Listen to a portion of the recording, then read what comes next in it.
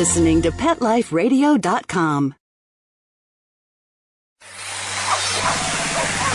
It's Oh Behave with Arden Moore, the show that teaches you how to have harmony in the household with your pets.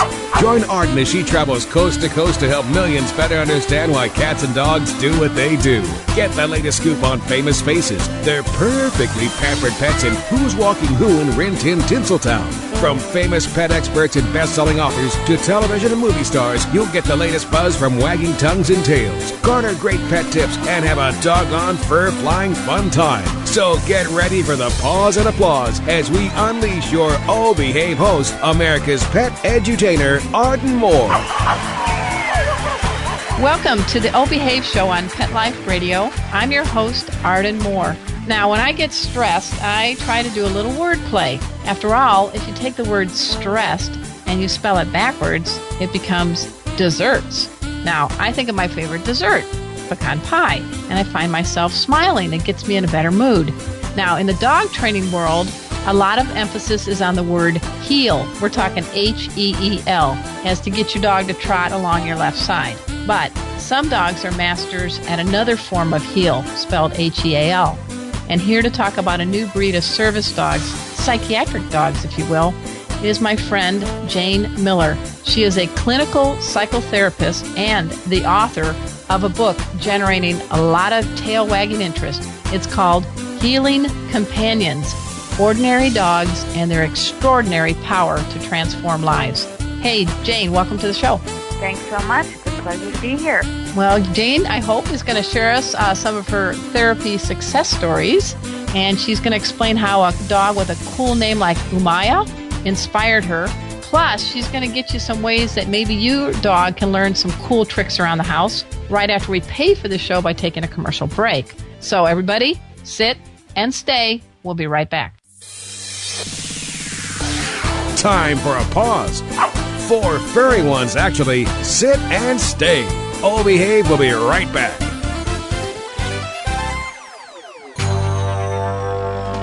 It's DesignerPetSweaters.com. Hand-knitted designer sweaters for your precious pup or cool cat. Beautiful couture patterns for your pets, including custom-knitted formal wear, casual wear, yachting, and even sports-themed. Many designer pet sweaters include feathered tammy hats, top hats, and a lot of sparkle. Each sweater includes leg loops, front paw sleeves, and leash opening. Visit DesignerPetSweaters.com to order your 4-legged fashions today. Your pets will stay warm for the winter and be runway ready. Large or small, we fit them all. DesignerPetSweaters.com.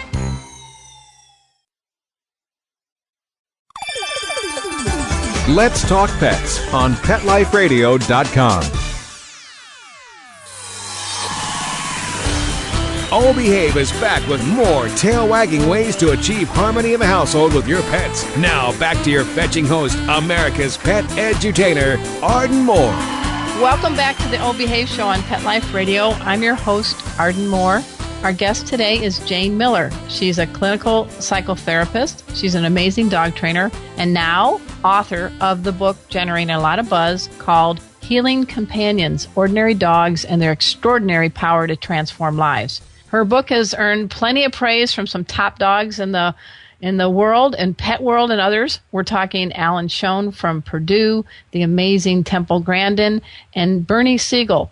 And Jane, I definitely have to share the book quote from Bernie Siegel on your book. He wrote, after reading your book, he declared, "Animals are more complete than people. They are wonderful teachers, therapists, and role models for us all.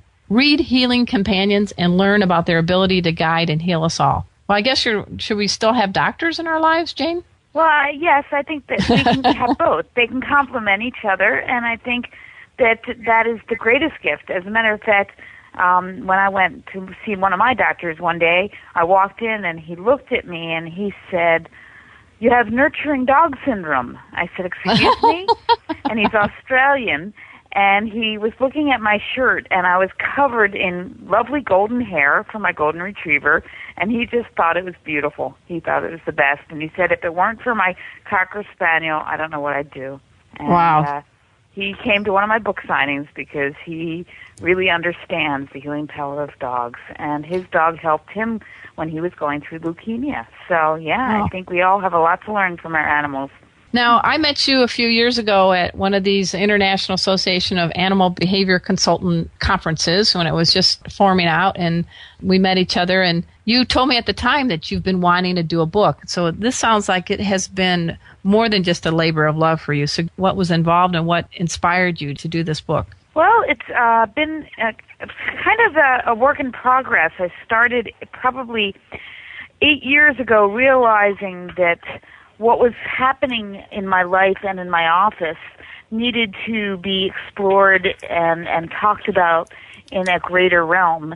And I thought a book was a really wonderful way to expose what I was seeing and what I was experiencing and helping to educate others about the healing power of psychiatric service dogs. And it really all came about through someone named Alan Shellen, as a matter of fact. Alan met me, 10 years or more ago, and we were at a conference, and I ended up presenting with him at the conference about kindred spirits and how animals can be so healing. And I talked at that point about Umaya and how she had transformed how I worked as a psychotherapist. She was going through cancer herself, and her radiation treatment was so far from my home, but closer to my work, that she would go to work with me every day. And here was this dog that was filled with the love of life and just a glow that you wouldn't believe. But her whole back end was completely bald because she was going through radiation treatment. And she would do what I call the rounds. Golden retrievers love to have toys in their mouths. And she would come into the waiting room, and she would go around the waiting room with all the toys in her mouth and deliver them to everybody in the waiting room. Now, this was a psychotherapy waiting room, so most people were sitting there pretty depressed. Well, this dog didn't let them sit there for very long, being very depressed, because she got them playing tug of war, and she got them really motivated to throw the ball and have a good time. And she then was in therapy sessions with me, and she would... when someone would come into my office, if they were feeling angry, she would go away and go directly to her bone and start chewing it voraciously. Now, many people that come into therapy are unaware of their emotions. And so what happened was my clients would come in and they would look at Umaya and they would say, "Oh, God, I didn't think I was angry." And they would immediately identify what they were feeling because she was mirroring them. And so it was really amazing to see the transformation that was happening for my clients, who were becoming so much more attuned to their emotional state. As well as they'd be on the floor petting Umaya and sharing incredible details of trauma history. And they wouldn't even realize they were sharing these things because they were petting her. So over time, I had a client who ended up going into a mental health psychiatric ward. And when she was getting ready to leave, she looked at me and she said, "Jane, I need an Umaya." And I thought, "You need an Umaya? What are you talking about? You can barely take care of yourself. You need an Umaya?" And it was in one of those moments of, wow, I need to really think about this. And I did a lot of research, and at that point, it was after 1990, which was when the American Disabilities Act was enacted. And the American Disabilities Act, when it was enacted, included those with mental illness as being qualified as being disabled, just like people that are blind and are mobility impaired or hearing impaired. So the whole landscape of what then a person was capable of having to assist them changed. So someone who was blind all along was able to have a guide dog or a service dog, but now people that were dealing with PTSD, if they were severely limited in their ability to function, they were able to have a service dog. So she was really the first client that led me down this whole route that I would never have discovered if it hadn't been for Umaya and for her. Is this Mindy you're speaking of? Because I think Yes, that's one of the first chapters. Okay. She is the first chapter. She starts the book, and her experience with her wonderful dog, Nina, and how Nina really transformed her life. I have to say, without divulging too much information about Mindy at this point, she, because of Nina, has now obtained her master's degree, and she now works full-time. This was someone who was severely disabled, barely functioning, who is now working and capable of functioning because of her dog. So I think, from my perspective as a psychotherapist, and I think there's a place for medication, and many of my clients are on medication, the presence of a dog can make it possible for people to live much more fulfilling and more capable lives where they can function. They're able to go to grocery stores. They're able to go out, go to the bank, and have full-time jobs and live lives that they never would have been able to do without their dogs. So I think it's important for us to recognize that all the medication in the world doesn't get someone out of bed in the morning. But a dog, I don't know any of you that have dogs, that if you didn't get out of bed to take them outside to go potty, they wouldn't wake you up and make sure you put something on. And most people then put clothes on. So this gets someone to get dressed, which many people that suffer from severe disability have a really hard time not only getting out of bed, but getting dressed. So they have to get dressed, and they take their dog out, and then they have to feed their dog, so that they end up feeding themselves. Many times, just the need of having to care for another living creature, another sentient being, helps them take care of themselves. And so dogs are very, very good at needing a routine. And most people that suffer with mental illness really lack the ability to keep to maintaining a routine. And dogs really like to be fed the same time every day and go for walks. And that's another thing. You get out and go for walks, and exercise is fabulous. So, so many ways in which we take for granted things many of us do so easily, many people with disabilities really struggle with, and the dog can help them with. And specifically, what does a dog do for someone that is mentally ill? Well, I'd like to share some of the tasks that I train dogs to do, depending on the individual. And that is what's so profound about what I do, because it's unlike guide dogs, which are all trained pretty much to do the same thing. With my clients, every client is different, and every client's needs are different.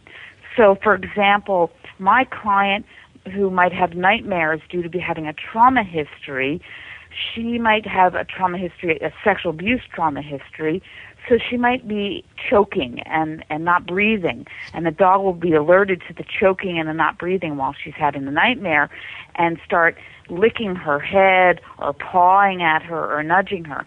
Whereas a veteran might wake up from a nightmare lashing their body around because they're back in combat, and the dog will be cued to wake that veteran up from that, and then not only wake them up, but lead them out of bed and have them sit down on the couch and go retrieve their remote control and have them watch TV till the nightmare is no longer affecting them.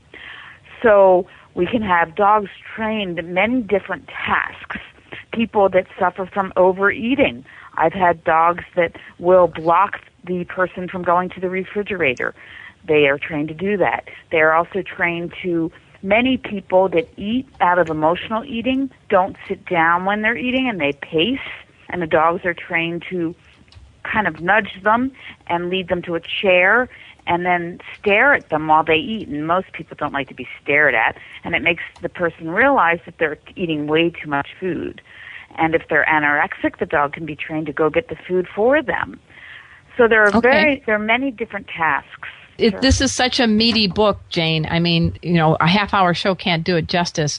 But because of it is such a compelling book, and what I really like is that you do have a lot of appendixes in the back that give people some practical take-home information on how they can better their lives and help others that they know that could really benefit by a dog with this kind of a talent. And so we're happy that we're going to be giving away not one, but 2 copies of Healing Companions for all our listeners. And the way you can do it is you have to email me, Arden at leggedlife.com, and you have to give a code word. And I think, Jane, we have a special code word that you want to share with our listeners. Yes, I do. It is Umaya. It's Umaya. And let me share with you, that means stability in another language. And really, Umaya was my stability and the beginning of my journey to what I do today. We'll talk a little bit about Umaya in a bit. So to get the book, you have to send in Arden at Four Legged Life with Umaya. And we're going to post it on my newsletter that comes out, the Arden Moore Knows Pets, and we'll put it here on the Pet Life Radio Network too. I'm very grateful that you're giving away not one but two of these books, Jane. And for some people, you're willing to put the book, you're going to send a bookmark. Yes, I have made bookmarks that are the cover of my book, and then on the back all the endorsements of the different people that endorsed my book and did blurbs for my book. And then I will sign the bookmark, since not all the books that Arden has available to her were signed, but you get a signed bookmark. So what you will have to do is you'll have to email me, jmiller@oberlin, OBERLIN.net, and send me your address, and I will then send you a signed bookmark and make sure you get that. You know, I think the healing power of pets also has to have a little bit of humor in it. I mean, the show is called Oh Behave, and are there any incidences? I mean, a lot of the book shows people some pretty practical ways that dogs can do things, little household chores, if you will. I mean, I haven't seen a dog push a vacuum cleaner yet, but they can fetch remotes and other things. So is there any story you can share with us about training a dog to assist all kinds of people? Yes, one of the stories that I love is of my puppy when she was a puppy. She's now going to be coming up on 4, Ahava.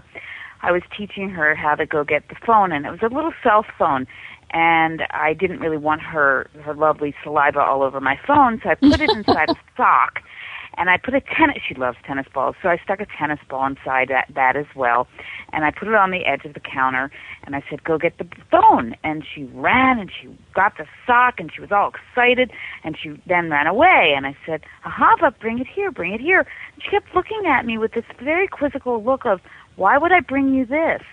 And all of a sudden, she started chewing it, like voraciously, and I just realized that she heard me saying not phone, but bone. Uh-oh. And I was like, this is not a good thing. So it hit me that I have to change the name of the phone, and I called it the Ring Ring. All of a sudden, that Ring Ring came flying over to me and dropped in my hand, and from that point forward, we had her fully trained to go get the phone, which was then the Ring Ring. So if I say now, go get the phone, she looks at me like, oh, not again, get that bone. And she runs and goes get the bone. And so if I remember and say the Ring Ring, there she goes, and she runs and gets the Ring Ring. I can see you going into your phone service provider and showing this sloppy, chewed up, saliva, fur-filled phone and say, am I on a replacement policy? Right, exactly. And we've had many humorous and funny incidences with when we do what is called public access training, where, you know, we are mostly familiar with guide dogs. And some of my clients that are in my book have had dogs that are the more traditional guide dogs, like Labrador Retrievers. And Tracy and Baron and I would go out, and all the time people would assume that she was blind. And so we one day went to the car dealership to have her car have an oil change, and she went to go pay the bill. And when she gets very nervous about making payments and dealing with clerks at tellers, she ends up not being able to see. So she says, let me go get my glasses. And she comes back, and she then asks the woman to tell her what does she owe them because she can't see it. And she hands them the money, and she gets in her car, and everybody in the dealership is looking with eyes of, this is just incredible, because here's this Labrador Retriever sitting in the back seat directing her and telling her how to drive. And they looked at me, and I got the most amount of praise I've ever gotten as a trainer, thinking that this dog could tell my client how to drive. And movie theaters, we had people come up to Tracy and say, so does the dog tell you what the movie was about after it's over? So, I mean, it's quite funny, some of the comments you get when people just don't know how to respond to an invisible disability. You know, you don't need a high-tech GPS if you've got a dog like Baron. Baron can, like, sniff out where the next route turn is supposed to be, I'm assuming. Oh, you got that right. It was very, very cute, very funny. I would be a little nervous being behind that car, though. Yeah, and especially probably where I live in California and all. But we're going to take a break right now. We're talking to Jane Miller. She is the author of Healing Companions, Ordinary Dogs and Their Extraordinary Power to Transform Our Lives. We're going to learn a little bit about some help that they've done for combat veterans and more right after we take this commercial break. So everybody sit and stay. We'll be right back. Time for a walk on the red carpet, of course. All Behave will be back in a flash right after these messages. Begging to hear more of your favorite show? Full episodes of all our shows are available on demand. Go to PetLifeRadio.com to fetch our entire lineup of Possum Pet podcasts. Also, dig us up in iHeartRadio and iTunes. Let's talk pets. Live and on demand only from Pet Life Radio. Let's talk pets. Let's talk pets On Pet Life Radio. Pet Life Radio. PetLifeRadio.com. Hi, this is Charlotte Ross. You have to listen to Arden Moore on Oh Behave on Pet Life Radio. We're back from the lot. Just checked the paper and we had a record showing at the box. The letterbox, that is. Now back to Oh Behave. Here's Arden. Welcome back to the O Behave Show on Pet Life Radio. I'm your host, Arden Moore. I'm delighted to have Jane Miller on our show. She is the author of Healing Companions. She is a clinical psychotherapist. I wonder if she's analyzing me right now. Uh-oh. I don't care. Jane, this is a labor of love, your book. Let's talk. I know we've done a little levity. We've had some fun, but seriously, there's a lot of people in this really crappy economy. We've fought way too many wars. We're still fighting wars. And people are bringing those battles back in their head. So from your book, how are these psychiatric therapy dogs really sort of such an added need these days? Well, we are seeing many, many veterans coming back from Iraq and Afghanistan with severe symptoms of PTSD. You're reading about this. This is in the paper daily. And these veterans can benefit so dramatically from the assistance of these dogs, because when you have PTSD, these dogs can alert to your panic attacks because you're re-experiencing the combat experience daily and everywhere you go. And so frequently we teach these dogs to alert to when you're entering into a panic attack and then lead you out of the area that you're in where you're being triggered. So, for example, if you're in the aisle at a grocery store and people are standing too close to you, we train these dogs to do what we call watch my back. They will stand behind you, blocking people from getting too close to you so you don't feel suffocated. And many, many veterans come back with what we call hypervigilance, where they feel that people are coming too close to them and encroaching on their space. And that's very scary. They also experience nightmares, like I spoke about earlier. So we have many veterans that can benefit from the healing power of psychiatric service dogs. The thing that we're struggling with is that financially this is quite an undertaking. Not only does the training entail a lot of time and commitment and money, but you have to feed your dog, you need money for the veterinarian care. And so if anybody's interested, please feel free to make donations to vetshelpingheroes.org and specifically state that you want the donation to go to Ohio Veterans for Service Dogs in Ohio, and that money then will specifically come to the veterans I'm working with in Ohio. We really want to help these veterans be able to get what they need. And the hard part is there are many different organizations that now are providing psychiatric service dogs for the veterans, but the problem is the waiting list is two years or more, and these veterans don't have 2 years or more. So I can help them today, and we really need to start providing as many of these dogs as possible. And right now I am working with the prison program here. We get the dogs from the Animal Protective League, and they go through extensive training at the women's prison in Cleveland. And then when they are ready to be leave the prison, they're trained pretty well in just basic training, and then I do the continued training so they can then be trained as service dogs for these veterans. And that's commendable. Yeah. I've actually done a similar program, Pups on Parole, in Vegas, and the warden let me out after the radio show, so I felt really good about that. But you're actually giving back to some of these inmates, too. I mean, from your therapeutic aspects, I mean, that kind of gives them motivation to make each day count, right? Yeah, not only that, but they gain a skill. Many of these inmates then end up becoming dog trainers. And when they leave the prison, they then are volunteering at the Animal Protective League and or get a job. And it's wonderful because they feel like they have something to contribute and give back. And the dogs give them something to live for and wake up for every day. And also help them become better at taking care of themselves, because in order for them to be in these programs, they have to behave appropriately, and they will then behave very differently than they would have if they didn't have a reason to really make sure that they were doing what needed to be done in order to keep the dog, and they want to keep their dogs. Now, from the dog's perspective, they need a job. I don't care if you got a little teacup poodle or a Great Dane.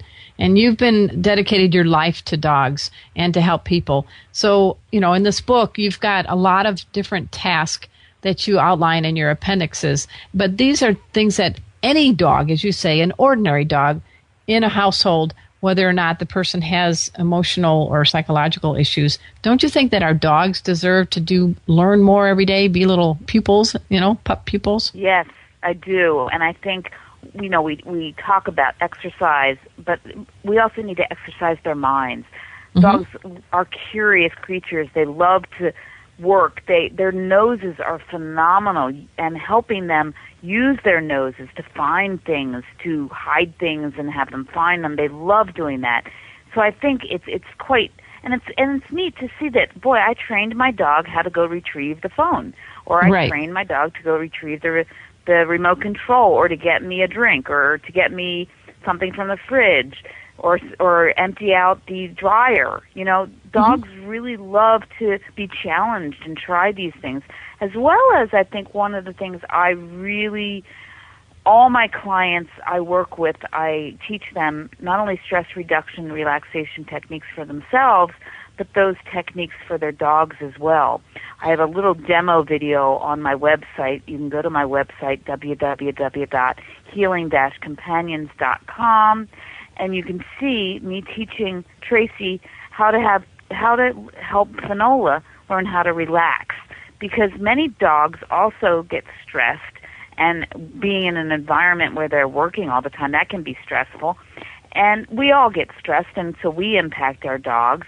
And when we learn techniques with our dogs, it also helps us learn techniques for ourselves. Frequently, when we're helping our dogs de-stress, we start breathing more calmly and slower. And so you'll see the dog relax, and you'll start relaxing more. So all my clients learn how to do a technique called T-Touch that also uses some acupressure points and massage. And it's very, very relaxing for the client and for the dog. No, I love that, Jane. And I love one of the chapter headers you have. It's called, it's appropriate, Sit, Stay, Soothe. I mean, seriously, I think we go a zillion miles an hour. We're not even enjoying the present moment, and our dogs can put us in that moment. Don't you agree? I totally agree. And one of the things dogs love to do is sniff when we're out on a walk. And yes, these are working dogs, but if you let your dog have sniff time, it helps you to also look at what's around the world. And is it a sunny day? Is it, you know, snowy? Are the trees covered in snow? What is out there? What can you see? What do you smell? Dogs help us to really notice everything around us. My dogs notice every squirrel, every bird, and it helps me then see what's out there, because so often we walk, we're quickly going places, but we don't really take in what is around us and what we really, being in the moment. Dogs are great at being in the moment and helping us be more in the moment, which is wonderful. All right, everybody, you got the advice. I know all the dogs who are huddled next to their pet parents right now listening to our show are going, finally, somebody gets us. Jane is here with her book, Healing Companion. She's going to help you learn how to live in the moment. She's going to bring out some things you may find fascinating about dogs. We're talking ordinary dogs doing extraordinary things. And we have a good ally with a tail that's helping people that really need help the most and be able to make the most of their lives. This has been quite a journey for you, Jane, and I'm very delighted that you're giving away 2 copies of your book, Healing Companions, to the people who do the code word Umaya. Umaya. UMAYA means stability, and I hope that everybody that can enter will give the name Umaya and be feeling much more stable and hopefully win a copy of my book, and then I will send them a bookmark. That sounds great. And you can dash over to learn more about Jane and her crusade and how you can help veterans and other people in need get the dogs they need, these psychiatric therapy dogs, by going to the website healing-companions.com. www.healing-companions.com. My number is 1-800-457-0345. My email is jmiller@oberlin.net, and I would love to hear from people. All right, Jane, thank you very much for being a guest on our show, and I wish you much success in this book. I hope it really does transform many lives. Thank you so much. You have a lovely day. Take care, everyone. Love your pets and cuddle with them and enjoy every moment. Cherish the moments with them. That's right. And at this time, I also want to thank my producer, Mark Winter. He makes the show happen each and every week. He keeps me on task. Well, that's our show for today. I'm very happy that all of you tuned in. You are now listening to the #1 pet podcast on the planet. So until next time, this is your flea-free host, Arden Moore, delivering just 2 words to all you 2, 3, and 4-leggers out there. Oh, behave. Coast to coast and around the world, it's Oh Behave with Arden Moore. Find out why cats and dogs do the things they do and get the latest buzz from wagging tongues and tails in Rin Tin Tinseltown. From famous pet experts and best-selling authors to television and movie stars, you'll get great tail-wagging pet tips and have a fur-flying fun time. Oh Behave with America's pet edutainer, Arden Moore. Every week on demand. This is the place for a special paparazzi treat. Only on PetLifeRadio.com.